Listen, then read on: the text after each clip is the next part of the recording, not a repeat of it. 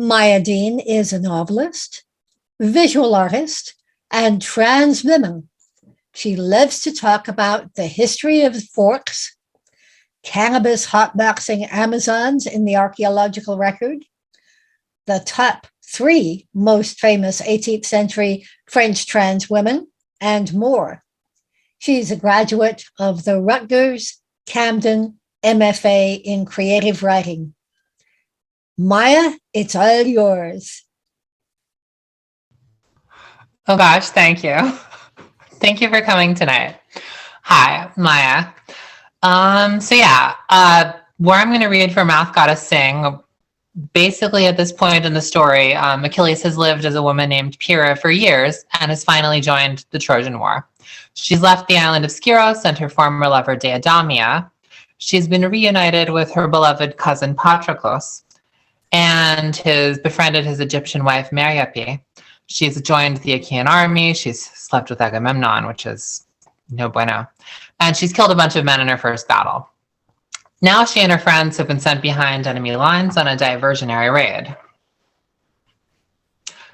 The sun rose over the hills of Oshua and shone through the sparse pines of gently rolling Dardania. Sunlight gleamed on the brass of Patroclus' helmet and glowed red in his beard and in the wisps of hair that escaped from under the cheek guards of his helm. Achilles gathered the reins of Patroclus' chariot horses, Sthenelae and Polymele, around her waist and tied them carefully, then lifted the chariot shield into place, the better to protect herself and her precious archer. She caught Patroclus' eye, and they smiled at each other without thinking, prompted by the same secret joy. Achilles had woken up hours before with the question, "What is love?" As she had strapped on her armor and trudged down to the ships, she realized that she did not know the answer. A month before, she would have said, "Love is Deidamia," and yet... On the ship, she asked Diomedes and Odysseus and Patroclus.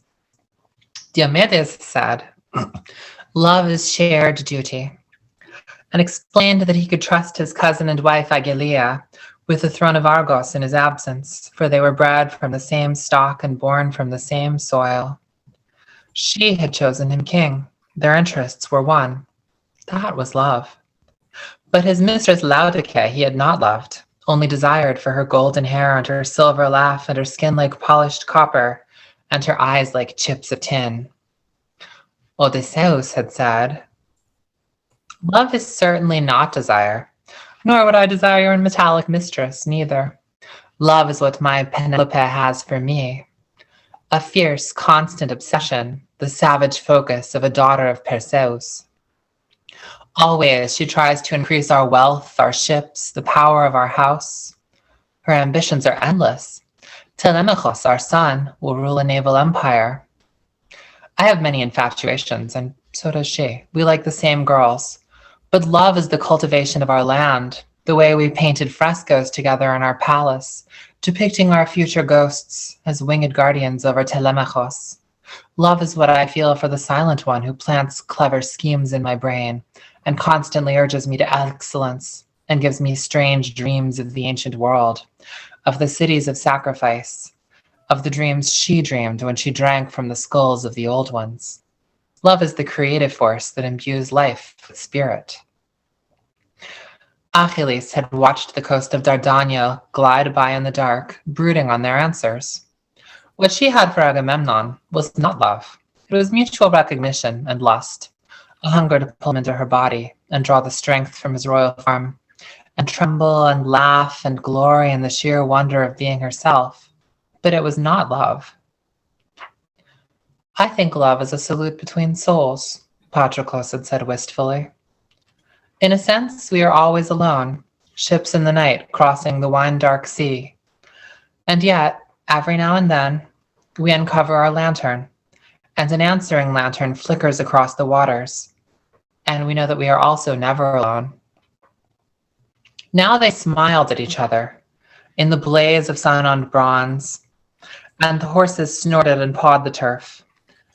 And Odysseus called out, "Achilles, use your goddess eyes. That meadow between those woods, what do you see? Achilles narrowed her eyes and looked harder. More than 100 magnificent cattle. I think we found Anyasha's favorite cows. Shall we ride over and steal them? Give him something to worry about that's not named Agamemnon? Odysseus laughed. It's a beautiful morning for a cattle raid. He sprang up on his chariot, bow in hand. His driver started him down the slope, and the islander chariots followed. A moment later, Diomedes rolled downhill in gleaming bronze armor, inlaid with green copper boar emblems, 3 javelins in his hand, whispering some secret joke to his driver, Sthenelus. The chariots from Argos rumbled downhill after him. They left the infantry to guard the ships, and one by one, the Myrmidons began to roll downhill, all smoke-blacked leather and gleaming bronze and stamping Thean horses and fluttering horsehair crests. Patroclus gave a nod, and Achilles flicked the reins. Sthenele and Polymele began to move as one, and as the car bounced and rattled down onto the flat golden plain of nodding grass and brilliant wildflowers, Achilles and Patroclus too moved as one, trimming the reins, bobbing with the chariot, never fumbling against each other, always swaying together. She loved Patroclus, she loved Meriope, and it had nothing to do with desire, only joy. To see them was joy. To breathe with them was joy. To ride with Patroclus on a cattle raid was joy. Scanning the pines for ambush was joy. Holding the shield to protect them from Anyasha's arrows was joy. If she failed, they would die together. And that, too, was joy. There was a break in an encircling ring of trees, and a golden meadow pregnant with blue tulips and yellow sunflowers and green weeds. Long-horned Egyptian cattle, each unblemished and fat and enormous, walked among the weeds, chewing the grass in their jowls. They had seemed poorly guarded from a distance, but now that Achilles was closer, she saw that they were entirely unattended. She slowed the horses. Something is not right, she murmured to Patroclus. Who would leave such rich cows alone? It's a trap, he agreed. No matter. If there are infantry in the meadow, we'll ride them down. And I'll stop there. It is in fact a trap, and not the kind she expects.